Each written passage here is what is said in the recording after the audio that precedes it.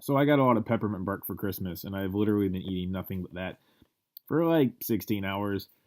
I can see sounds and hear colors. It's great. I don't know. Anyway, today I'm talking about my article from got posted on the 23rd.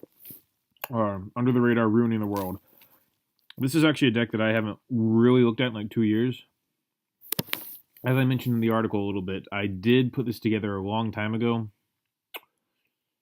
It wasn't first when I mean I first thought about it when Gotchi came out, like when XIZs, but around Generation Force, that's when I really delicious peppermint bark. That's when I really started to put this deck together. Played it at locals a couple of times. I won locals 1 week, and then the next week, stupidest thing happened ever. My opponent ended up killing me because he overlaid an Eteria Beast and a Six Samurai Shien into like an Adrius and killed me that way. I don't remember why the Adrius was really important, but it was. And that was really annoying. Anyway, I got a lot of feedback. I mean, it's been like 2.5 days since it's posted. I got a ton of comments, and I was really happy about that. To see that a deck like this was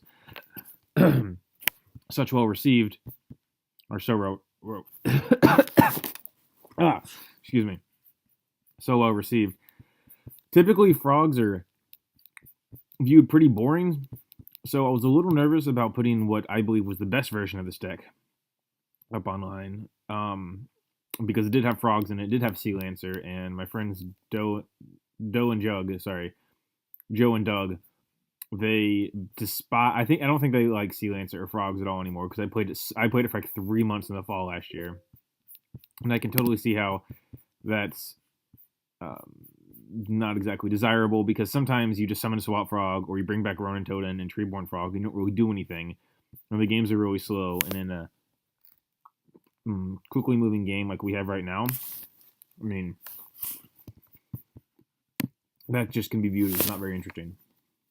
Anyway, just for quick, bring you up to speed. If you don't know, obviously you summon World, and you play Light Bearer, summon World, call the coin flip right, and then during next turn you'll just bring back 2 Ronin Totems or Treeborn Frog.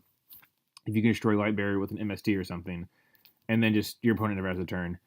Really awkwardly enough, and the reason that I definitely put in, I was debating between enemy control or not enemy control a long time ago, but it really helps remove threats out of the way. Like one time I was against a Spirit Reaper, and I was like, I can't kill that Spirit Reaper. So there's some really obvious things that you need to look out for. Just because you can summon the world and make it go around, doesn't mean you should necessarily do that, because your opponent has 5 back rows, and you have no backup plan. I mean, that's kind of why I put Lad in there in the first place. More often than not, Lad will kill like 2 or 3 cards, and then bring back Swap Frog, and then mill another Frog. Your opponent will probably be out of back rows. Like, they can have all the monsters they want to, and then if you just minus like having multiple, like an Honest or Bujin Crane or something in their hand, like they could have a full field full of monsters. Let me just give you a couple turns and just, kill their entire field. So that is mostly for back row destruction. Seems a little weird, but I mean that's what I use it for every time. It's pretty nifty. To those who did catch it, I did put Easter eggs of everyone else's article titles in there. If you didn't catch it, I guess you don't read the other articles, or you're just not keen on picking up things. Or as I found out, a decent amount of people don't even read all the words, because they'll comment on an article, be like, hey, this wasn't in there, or something, and then I'll just copy and paste exactly what they said wasn't there from the article, and it's like, that's awkward. I'll discuss more about what the other versions of the deck are. I mentioned briefly the Bazoo of the Soul Eater, or Strike Ninja, as someone else pointed out, and DD Scout Planes. That's pretty simple. All you have to do is mill 2 DD Scout Planes and then summon Strike Ninja or Bazoo, and you'll have a constant, just banish it, and then during each of the end phases, DD Scout Planes will come back. An end phase isn't just like this instantaneous thing. It's a phase like any other phase. So they'll come back, and the world will activate, and you have to send those to the graveyard. and then it's your turn again. One that I never really thought about. Well, there's a reason I didn't do it. Samsara Lotus. Well, it's kind of a good card. And yeah, if you get 2 of these quickly in the graveyard, which you can do with milling and stuff, that is pretty nifty. But the problem with it is you can't control any spell or traps to summon this back. And so if you want to do strategy towards this, you'll probably have, I mean, if you don't tribute summon the world, you have to bring it out with like Valhalla or something. And well, you can't really have Valhalla and Samsara Lotus on the field. That doesn't work together. Similarly, Light Barrier is the field spell.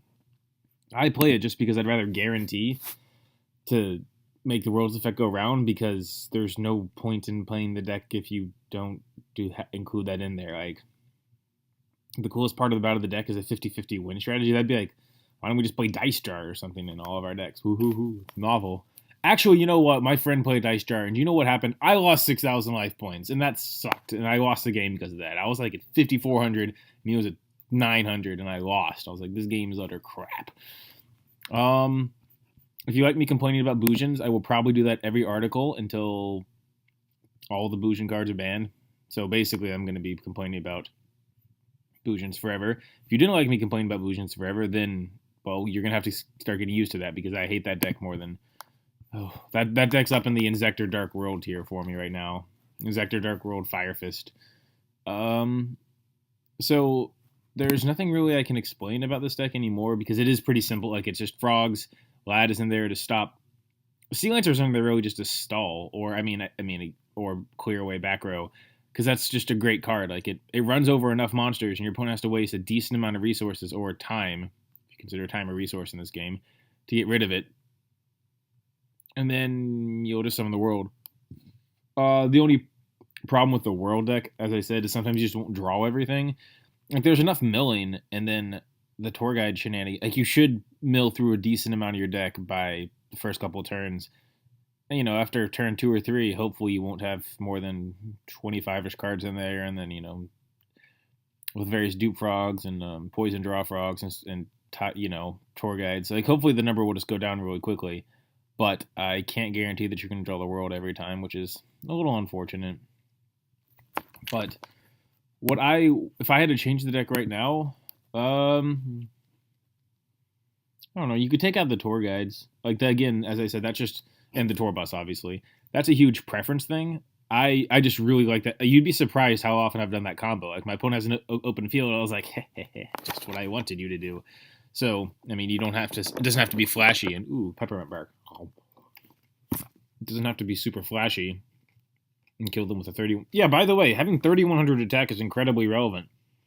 I remember opponent someone like Blue Eyes the other day. When I first played, it was like, oh crap, I lose. I can't get over this because I didn't have any answers. And then I forgot the world has more attack than that. So that's pretty useful. Look at the extra deck. I don't know why I put Wind Up Zenmaines in here over Fortune Tune. I like Fortune Tune a lot better. Zenmain, I mean, in an already slow deck, Zenmaines doesn't do anything because your opponent will have more than ample resources.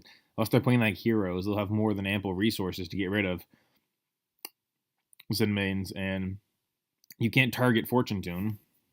Really cool. Yeah, Levier, Acid Golem, Zenmaines. Just a random compilation. 2 Herald isn't 100% necessary. Dragosack is not necessary at all. And just apparently everyone and their mother still plays E-Dragons on various gaming websites, not necessarily affiliated with something called Dueling Network. But, or like at locals, I bet, you know, even random, even with this new format going forward, there's going to be a lot of decks that play like, you know, 1 Redox, 1 Tempest. I mean, Fire Fists and Battle and Berksers. They'll play, what's that card called? Starts with a blaster, ends with a dragon rule of Infernos. Well, so sorry I'm doing this in my room. I'm at home for Christmas break, and that's why I look probably so frumpy. Well, I always look this way. I just naturally, I need a haircut. So Yeah, that's really all I have for today. Thanks for looking at article Aftermath number 3 and reading my Under the Radar Ruining the World deck. If you have any suggestions for new decks or any comments or anything, feel free to leave a comment here on tcgplayer.com, or you can message me on Facebook.